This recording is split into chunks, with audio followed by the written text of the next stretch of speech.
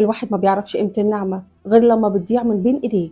واحد بيحكي ويقول: انا بحب مراتي قوي، بس مع الاسف عمري ما عرفت اصالحها، مع ان كان حلم حياتي ان انا اتجوزها. ويوم جوازي منها ما كنتش مصدق نفسي. اليوم ده كان اسعد يوم في حياتي. كنت شايفها اجمل واحدة في الدنيا، وكنت شايف عيون الناس اللي كانوا حاسديني عليها، لانها كانت انسانة جميلة وطيبة ومحترمة. عشت معاها اجمل ايام حياتي، وهي كانت بتحبني جدا. كانت بتحاول تساعدني على قد ما تقدر، وعلى الرغم من انها كانت بتشتغل بس عمر شغلها ما شغلها عني. بس بعد سنة من جوازي منها مش عارف ايه اللي حصل. بدأت أحس إنها واحدة عادية زيها زي أي واحدة. حالة الانبهار اللي أنا كنت فيها اختفت تماما، وبدأت أزعق على حاجات كتيرة وأضايقها على حاجات صغيرة، وهي كانت تزعل شوية بس بعدها كانت بترجع تتكلم عادي ولا كأن حاجة حصلت. وده بصراحة خلاني أتمادى وأحس إن أنا مش غلطان، وهي فضلت مستحملة وصابرة عصبيتي ومضايقتي ليها، وأنا ولا هنا، لا مركز ولا حاسس بيها ولا بمشاعرها. لحد ما في مرة ضغطت عليها بزيادة، وساعتها كانت أول مرة أسمع فيها صوتها يعلى عليا، وقالت لي: أنا ما بقتش حاسة معاك بأي أمان. أنا تعبت من عشت معاك. أنا من زمان بحاول أعدي وأفوت، لكن أنت مفيش فايدة فيك. قاعد بتتمادى في عصبيتك عمال على بطال. أنا بجد زهقت. بيقول من اليوم ده مراتي اتغيرت.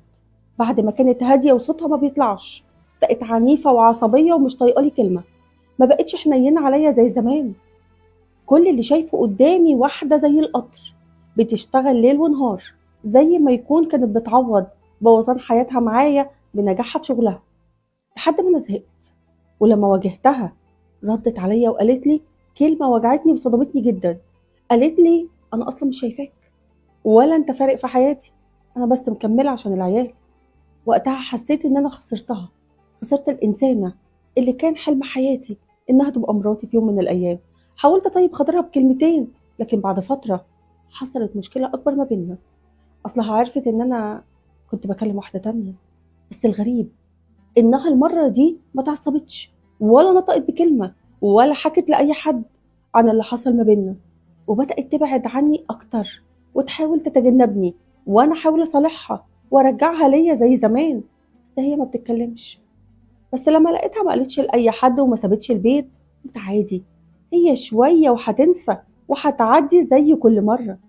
وبعد الموضوع ده بحوالي أسبوعين صحيت من النوم على صوت ابني بيقول لي: بابا، أنا بصحي ماما وما بتردش عليا. رحت لقيتها ساقعة ومتلجة. فضلت أكذب الفكرة: لا لا لا، مش معقول، استحالة تكون ماتت. ماتت إيه؟ حاولت أحركها ما بتتحركش. شيلتها وجريت بيها بسرعة على المستشفى. قلت أكيد هي غيبوبة، لكن في الحقيقة مراتي ماتت. ماتت وهي موجوعة مني. ماتت وجواها كلام كتير ما قالتهوليش ولا قالته لأي حد. كتمت جواها حسرتها، وساعتها كرهت نفسي. أنا بأنانيتي ضيعتها من بين إيديا. ضيعت من إيدي أكبر نعمة ربنا كان مديها لي. إنسانة كانت بتتمنى لي الرضا يرضى، واحدة كانت بتحبني وبتحب أهلي ومربية لي ولادي ومحافظة لي على بيتي. ما شفتش كل ده، ما شفتش غير نفسي وشكلي وبس. أنا ندمان، بس بعد إيه؟ بعد فوات الأوان. وده يخليني أقولك: بلاش تعتادي النعمة. لو ربنا رزقك بزوجة بنت حلال بتحبك، حافظ عليها، ما تجيش عليها. اتعلم ازاي تراضي الإنسانة اللي انت بتحبها. ما تخليهاش تكتم جواها لحد ما تكتئب وتموت بقهرتها وحسرتها منك.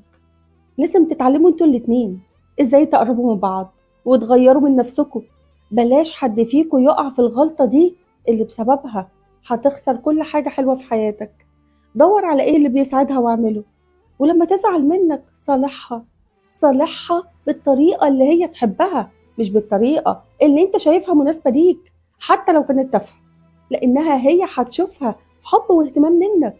وخليك شخص ذكي، واوعى تخليها تفقد الثقة فيك ابدا. اوعى تنزل من نظرها. ما تخليهاش تحس انها ضيعت سنين عمرها مع الشخص الغلط. ربنا يا رب يسعدكم ويملى بيتكم مودة ورحمة وبركة. لو استفدت من الفيديو اعمل لايك وشير عشان غيرك يستفيد وانت تاخد الأجر والثواب. أحبكم في الله، هدية محمود.